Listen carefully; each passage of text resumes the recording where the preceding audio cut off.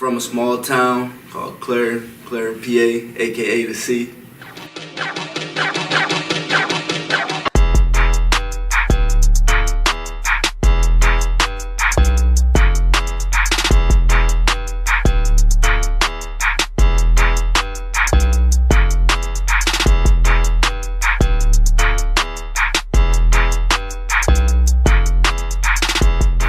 It's a small mill town.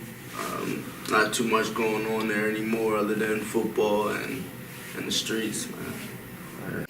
I started, we coached him at Termites. And what I knew he was a hitter. One thing he liked to do was to hit. When I seen him hit this one kid, he hit him so hard, laid him out there, had to carry him off the field. Right?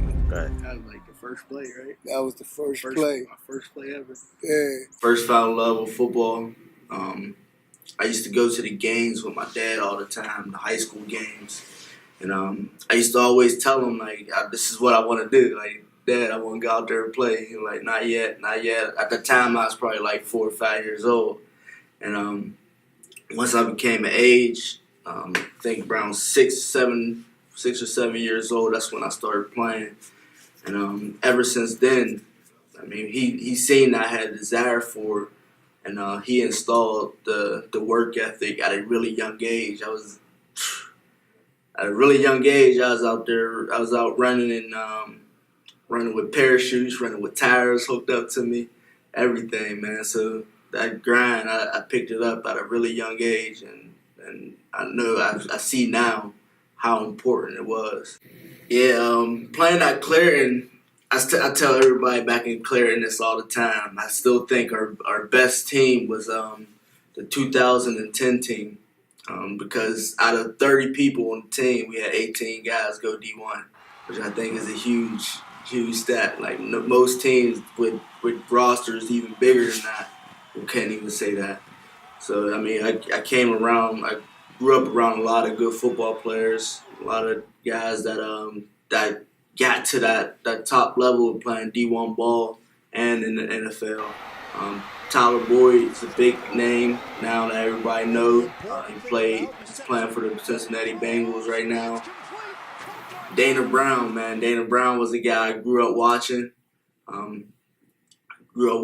I'd never seen him get tackled until I watched his highlight tape. Manny Williams is one of my big mentors, man. He played at Pitt.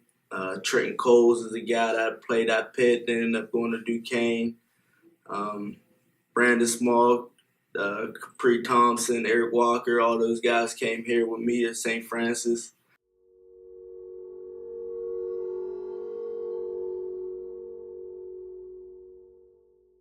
Well, the beginning of St. Francis, man, coming from where I'm from, I mean, this was the biggest culture shock that you can imagine. I mean, I came up here and I barely talked to anybody for a whole year. Off the field, he was always quiet. I don't want to say reserved, but he was always quiet, didn't bother anybody, did his own thing, and got his education, lifted, and then he'd come down here and play football. I became comfortable at the school when I started to realize that people were starting to look to me and art class for leadership, and that started really early.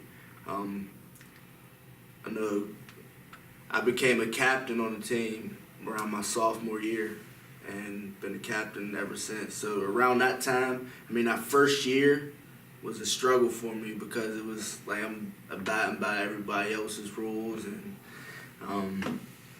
just trying to fit in. I mean, that's not who I am.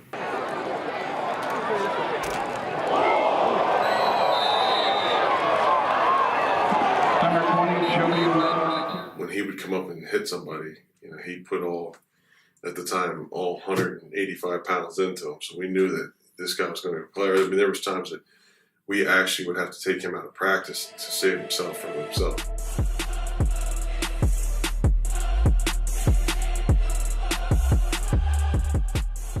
My why, I mean, it obviously is my parents, because I wanted I wanted to help them be in a better situation than I grew up in. And I'll say the biggest why for me about football, what I fell in love with early on is the aggression of the game.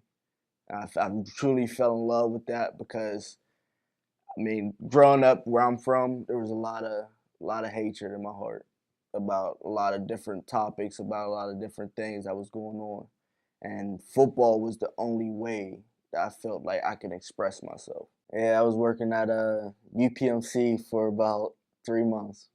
I worked there for about 3 months. I just knew that that wasn't the platform that I was looking for, especially at the age I was at.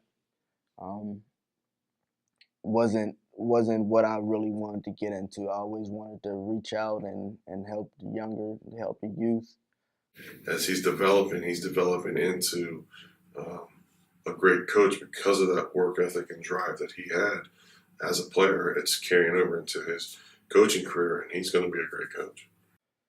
Just I wanted to speak to the youth because I see a lot of people going the wrong way. Like throughout my whole life, um, there's been guys that were really talented, whether if it was football, whether if it was basketball, whether it was school or arts or whatever it may be.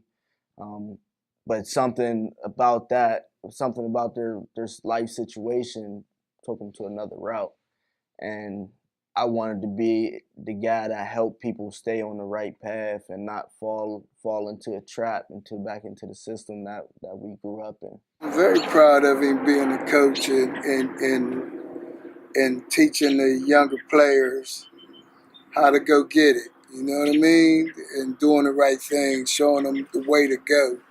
You know, and I love him doing it. You know,